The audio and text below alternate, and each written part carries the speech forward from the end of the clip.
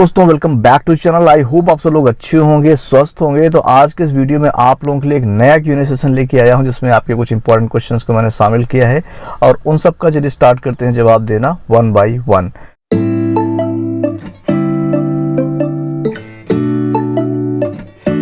सबसे पहला सवाल जो है भाइयों वो है अर्चित जी का। अर्चित जी कहते हैं कि भाई as you know Tiago BS6 में सेंटर लॉकिंग में लॉक अनलॉक में कोई भी बीप साउंड नहीं आता है, तो क्या आफ्टर मार्केट इसको इनेबल करना चाहिए या नहीं, प्लीज रिप्लाई। तो देखिए, जब भी आप टियागो लेते हैं, टाटा कोई गाड़ी लेते हैं, तो लॉक अनलॉक करने में उसमें कोई साउंड नहीं आता है। नॉर्मली गाड़ी में क्या होता है, जब भी आप उसको लॉक करते हो अनलॉक करते हो तो कुछ साउंड आता है। कुछ हर गाड़ी का अलग अलग है। किसी में हुंडई में आपको हॉर्न का साउंड आता है, किसी मारुति गाड़ी में थोड़ा टुक टुक करके साउंड आता है, तो सब में साउंड आता है। टियागो में, टाटा की अन्य गाड़ियों में कोई साउंड नहीं आता है। तो थोड़ा मुझे भी शुरू में आदत थी साउंड की, तो अकवर्ड लग रहा था, बट धीरे धीरे आदत पड़ जाती है।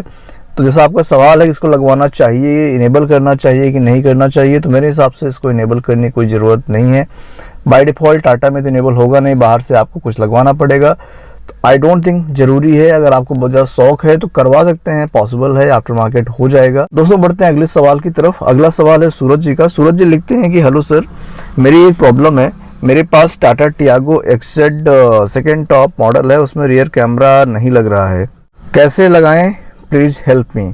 तो XZ में काफ़ी लोगों की प्रॉब्लम आ रही है कि लोग जब भी जाकर के बात कर रहे हैं, शोरूम पे बात कर रहे हैं, सर्विस सेंटर पे बात कर रहे हैं, तो लोग मना कर रहे हैं। बाहर वाले आफ्टर मार्केट वाले काफ़ी इलेक्ट्रीशियंस, काफ़ी ज़्यादा आफ्टर मार्केट फिटिंग करने वाले बोल रहे हैं कि आपकी इंफोटेनमेंट सिस्टम में स्लॉट नहीं है कि उसमें हम कैमरा को प्लग इन करें। तो अगर ऐसी प्रॉब्लम आपके साथ भी आ रही है तो आपके लिए बेस्ट सोल्यूशन यही है कि आप एक 3-3.5 हज़ार रुपये में स्क्रीन के साथ पूरा सेटअप आता है HD कैमरा का, वो ले लीजिए। और आपका जो इनसाइड रियर व्यू मिरर होता है उसके ऊपर ही लग जाता है, और बिल्कुल इनसाइड रियर व्यू मिरर की तरह उसका शेप साइज सब कुछ होता है। उससे थोड़ा सा हल्का सा बड़ा होता है, इसी के ऊपर फिट हो जाता है और अंदर से वायरिंग चली जाती है, पीछे कैमरा से कनेक्ट हो जाती है। तो ये बहुत अच्छा काम करता है। अगर आपके सिस्टम से कनेक्ट नहीं हो पा रहा तो आप यहाँ पे करवा लीजिए, सिस्टम से छेड़छाड़ मत करवाइए, क्योंकि वो बढ़िया सिस्टम है, उसका जो काम है करने दीजिए।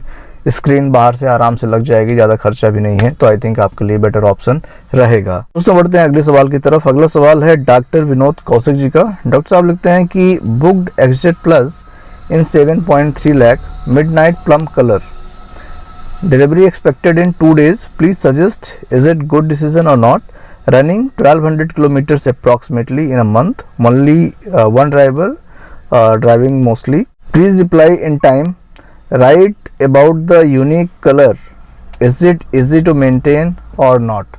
तो आई थिंक सर आपका डिसीजन बहुत अच्छा है। टियागो अच्छी गाड़ी है और आपने जो वेरिएंट आपने चूज किया है, XZ प्लस आपने चूज किया है, that is very good variant. इसमें आपको सारे फीचर्स वगैरह मिल जाएंगे।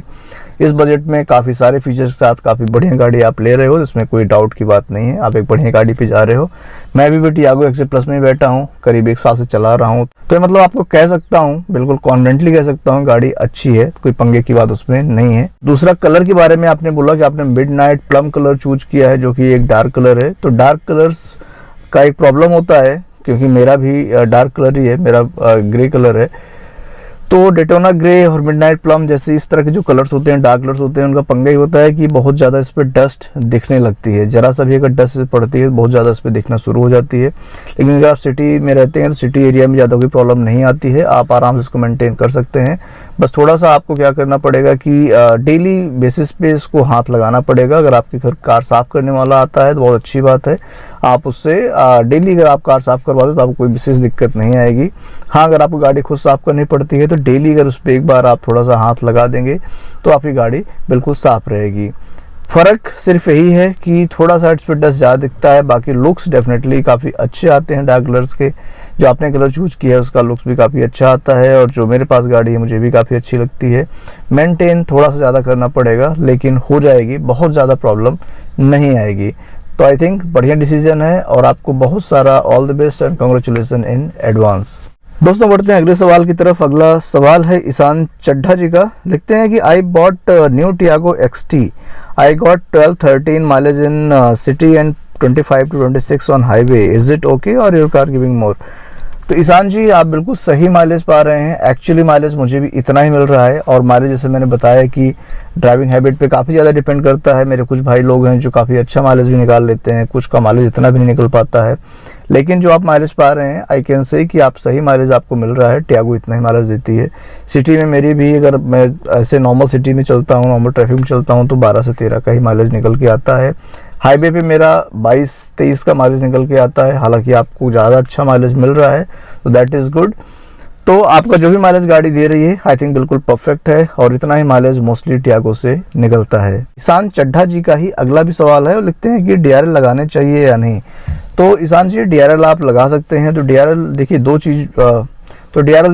चीज़ों की वजह से फेमस है। पहला तो है कि DRL सेफ्टी के पर्पज़ से भी काफ़ी इंपॉर्टेंट होता है, क्योंकि जब गाड़ी में DRL होता है तो काफ़ी दूर से जो सामने से आने वाली गाड़ियाँ होती हैं उनको आपकी गाड़ी दिख जाती है।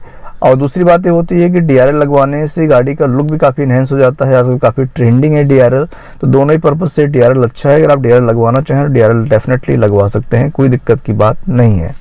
दोस्तों बढ़ते हैं अगले सवाल की तरफ। अगला सवाल है रश्मि का। रश्मि जी लिखते हैं कि thank you so much sir, your Tiago MT और AMT variant, what about AMT sir, whether it is comfortable for long drive और नॉट।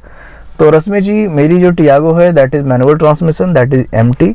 और AMT अगर बात करें तो AMT मैनुअल से भी ज़्यादा कंफर्टेबल होती है, चाहे आप हाईवे पे चलाइए चाहे आप सिटी में चलाइए। हालांकि हाईवे पे तो मैनुअल और AMT दोनों सेम ही होती है, क्योंकि वहाँ पे आपको नॉर्मली एक्सीलेटर यूज करना होता है। लेकिन अगर सिटी की बात करें, सिटी में AMT आपको काफ़ी ज़्यादा सुकून देगा, क्योंकि उसमें आपको बार बार गियर चेंज नहीं करना पड़ेगा, क्लच नहीं दबाना पड़ेगा, आपको सिर्फ अपना एक्सीलेटर और ब्रेक ही यूज करना पड़ेगा, क्योंकि इसमें क्लच होता ही नहीं है, बाकी गियर शिफ्टिंग ऑटोमेटिक होती है। तो AMT डेफिनेटली अच्छा है। टियागो का AMT काफ़ी अच्छा परफॉर्म करता है, तो कोई दिक्कत की बात नहीं है। अगर आप AMT पे जाना चाहती हैं तो डेफिनेटली आप जा सकती हैं। AMT काफ़ी अच्छा ऑप्शन रहेगा आपके लिए।